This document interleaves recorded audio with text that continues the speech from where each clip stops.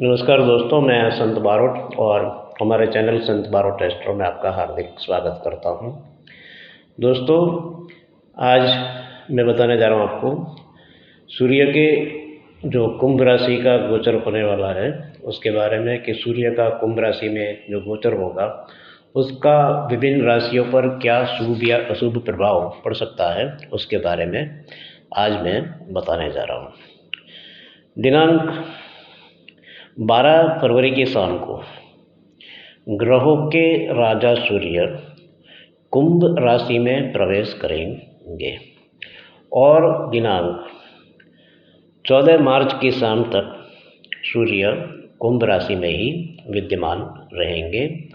तो इस अवधि के दौरान देखते हैं विभिन्न राशियों पर क्या शुभ या अशुभ प्रभाव पड़ सकता है। आपकी जो जन्म राशि है, जन्म राशि से यदि सूर्य का गोचर तृतीय, षष्ठम, दशम या एकादश भाव से होता है तो वो काफ़ी शुभ और लाभदायक सिद्ध हो सकता है। किंतु यदि आपकी जन्म राशि से सूर्य का गोचर चतुर्थ, अष्टम या द्वादश भाव या व्यय भाव जिसे कहते हैं हम, वहाँ से यदि सूर्य का गोचर होता है तो वो काफ़ी अशुभ या हानिकारक सिद्ध हो सकता है। तो जो भाग्यशाली राशियाँ हैं जिनके लिए सूर्य का कुंभ राशि का गोचर शुभ सिद्ध हो सकता है, वे राशियाँ हैं मेष राशि, क्योंकि उनके एकादश भाव यानी कि लाभ भाव से सूर्य गोचर करेंगे। तत्पश्चात वृषभ राशि, क्योंकि उनके दशम भाव या कर्म भाव से सूर्य गोचर करेंगे। और कन्या राशि, कन्या राशि के षष्ठम भाव, छठे भाव से, जिसे हम रोग भाव या रिपु भाव के नाम से जानते हैं, वहाँ से सूर्य गोचर करेंगे। चौथी राशि है धनु राशि, तो धनु राशि के तृतीय भाव, जिसे हम पराक्रम भाव भी कहते हैं, वहाँ से सूर्य गोचर करने वाले हैं। तो इन चार राशियों के लिए मेष, वृषभ, कन्या और धनु, इन चार राशियों के लिए सूर्य का कुंभ राशि का गोचर है वो शुभ सिद्ध हो सकता है। और यदि आपकी जन्म राशि से सूर्य का गोचर चतुर्थ, अष्टम या द्वादश भाव, जिसे हम व्यय भाव कहते हैं, वहाँ से होता है तो वो काफ़ी हानिकारक सिद्ध हो सकता है। तो जो तीन राशियाँ मैं बताने जा रहा हूँ उनके लिए सूर्य का गोचर हानिकारक सिद्ध हो सकता है। सर्वप्रथम मैं बात करूँगा कर्क राशि की। तो कर्क राशि के अष्टम भाव से मीन राशि, मीन राशि के व्यय भाव या द्वादश भाव जिसे कहते हैं, वहाँ से। और वृश्चिक राशि, तो वृश्चिक राशि के चतुर्थ भाव से सूर्य गोचर करेंगे। तो आइए देखते हैं क्या असर होने वाला है सूर्य के इस गोचर का। तो मेष राशि, वृषभ राशि और कन्या एवं धनु राशि, इन जातकों के लिए काफ़ी अच्छा समय रहेगा इस गोचर का। और सर्वप्रथम धनु राशि की बात करते हैं तो उनके आत्मविश्वास में वृद्धि होगी और उनकी कम्युनिकेशन स्किल्स भी इस गोचर के दौरान काफ़ी डेवलप होगी। तो आत्मविश्वास प्लस कम्युनिकेशन स्किल, इन दोनों के कारण धनु राशि के जातकों के जो अधूरे कार्य है, पेंडिंग वर्क से, वो बनते जाएंगे। जो रिलेशंस बिगड़े हो उनमें इम्प्रूवमेंट हो सकता है, उनमें सुधार भी हो सकता है।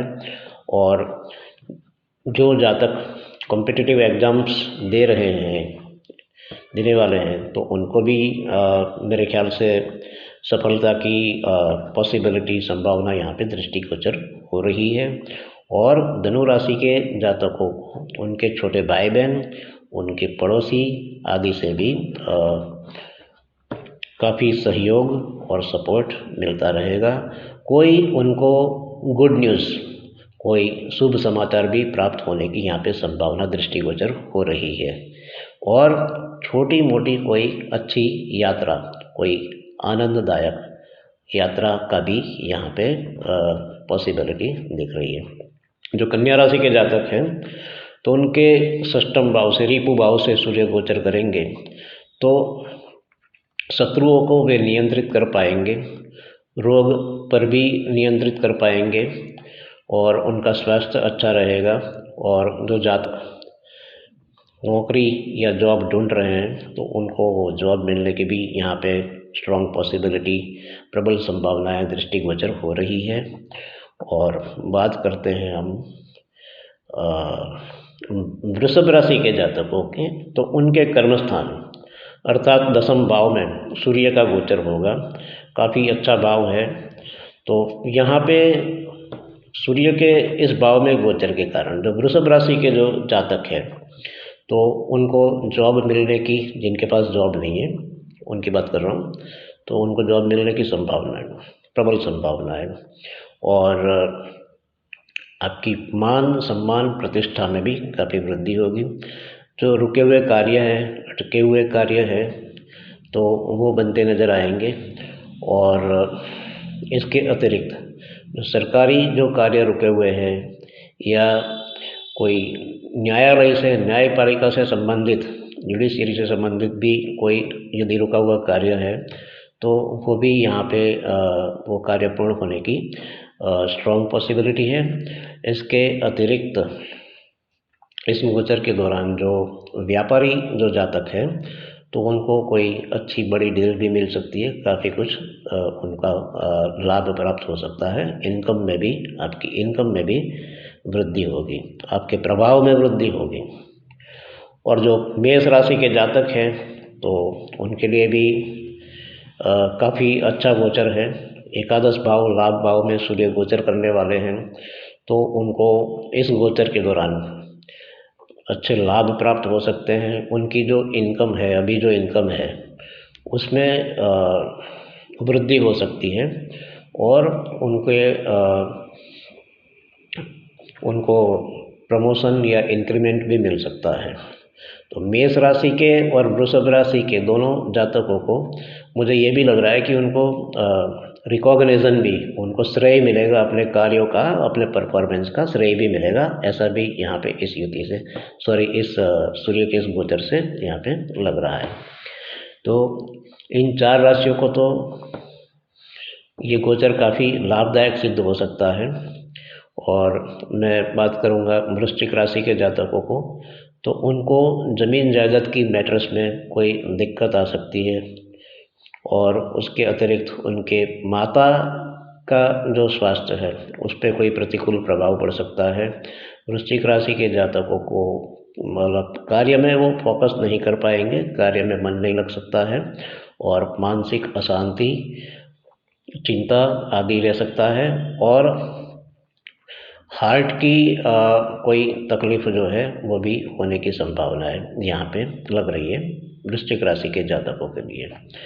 इसके अतिरिक्त बात करता हूँ मैं कर्क राशि के जातकों की, तो कर्क राशि के अष्टम भाव में सूर्य का गोचर होगा। अष्टम भाव है तो काफ़ी वैसे भी वो भाव काफ़ी ट्रांसफॉर्मेशन का भी है और सडन जो इंसिडेंट होते हैं, अचानक जो घटनाएं होती हैं उसका भी है। तो मेरा मानना यह है कि अष्टम भाव में यदि सूर्य का गोचर होगा तो एक तो स्वास्थ्य पर उसका प्रतिकूल प्रभाव पड़ सकता है और लोगों से रिलेशन बिगड़ सकते हैं, मिसअंडरस्टैंडिंग हो सकती है, क्योंकि सूर्य सीधे उनकी जो दृष्टि है वो सेकंड हाउस में भी पड़ने वाली है। और जो आपकी जो इम्यूनिटी जो इम्यून सिस्टम है उस पर भी कोई प्रतिकूल प्रभाव पड़ सकता है। और सूर्य के इस गोचर के दौरान आपको कोई किसी प्रकार की, कहते हैं ना, कोई लीगल प्रॉब्लम आ सकती है, कोई कानूनी समस्या उत्पन्न हो सकती है, डिस्प्यूट हो सकते हैं। तो ये मुझे सब दिख रहा है कर्क राशि के जातकों के लिए। और जो मीन राशि के जातक हैं तो उनका द्वादश भाव यानी कि व्यय स्थान में सूर्य का गोचर होगा।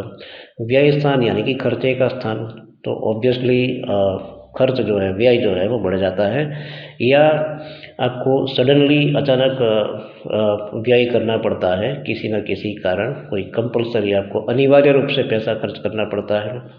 अच्छा, 12th हाउस है तो उसमें आपको जो जॉब्स में जो है आपके बॉसेस या आपके जो कलीग्स होते हैं तो उनके साथ डिफरेंसेस ऑफ ओपिनियन हो सकते हैं, जॉब में तकलीफ पड़ सकती है।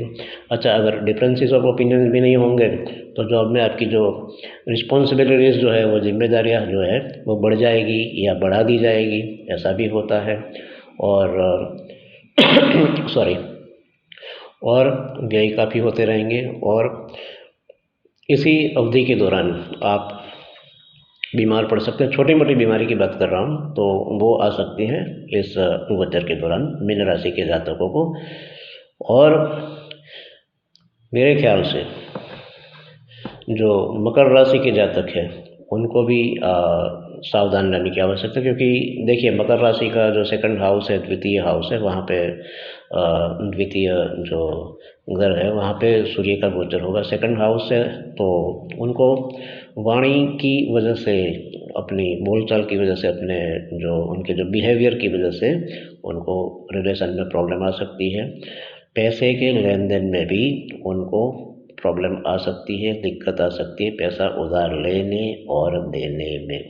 इसके अतिरिक्त उनको अपनी फूड हैबिट्स को भी काफ़ी नियंत्रित रखना होगा, क्योंकि सेकंड हाउस में ये सूर्य का गोचर होने वाला है।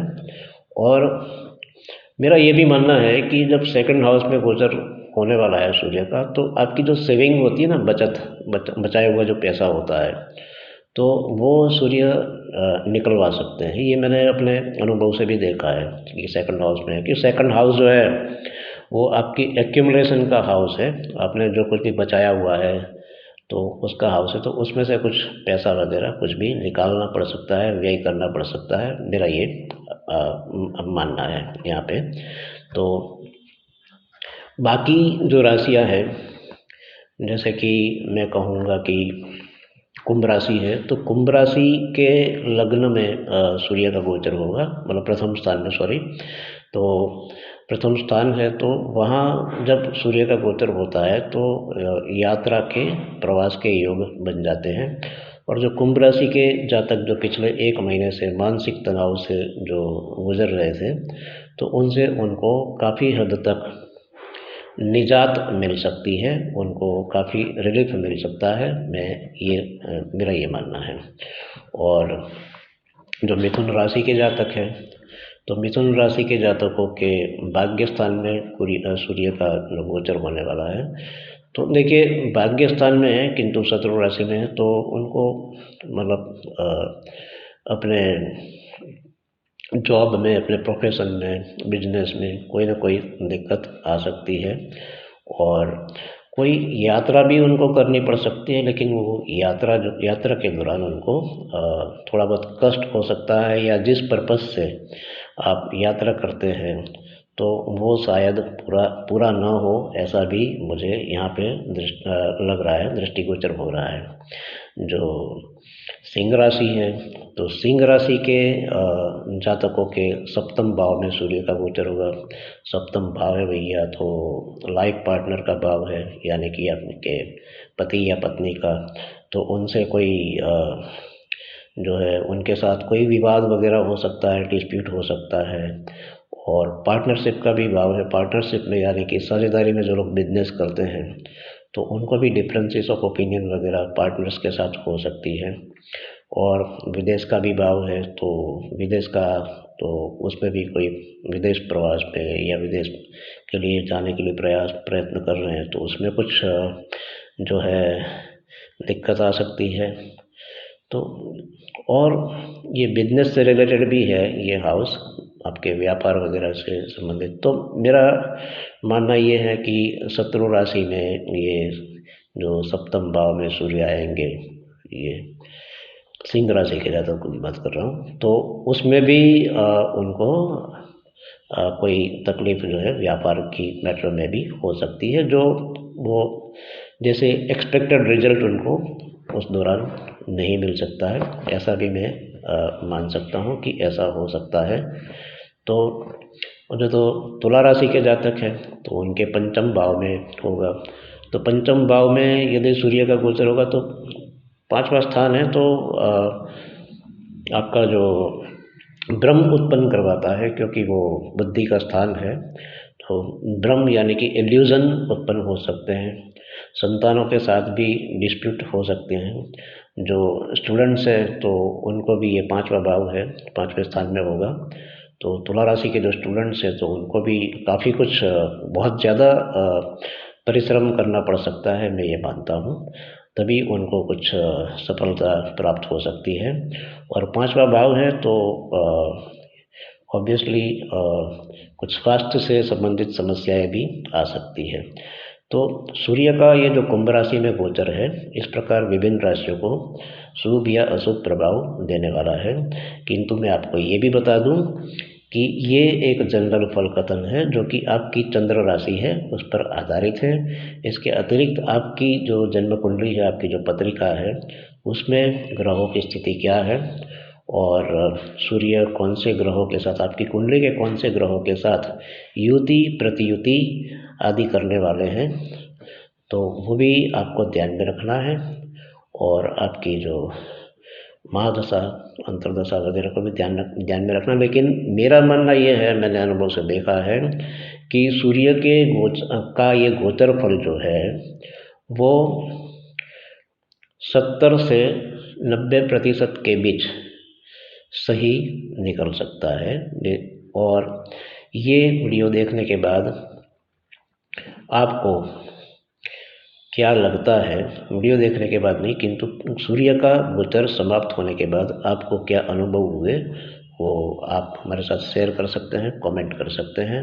बहुत बहुत धन्यवाद।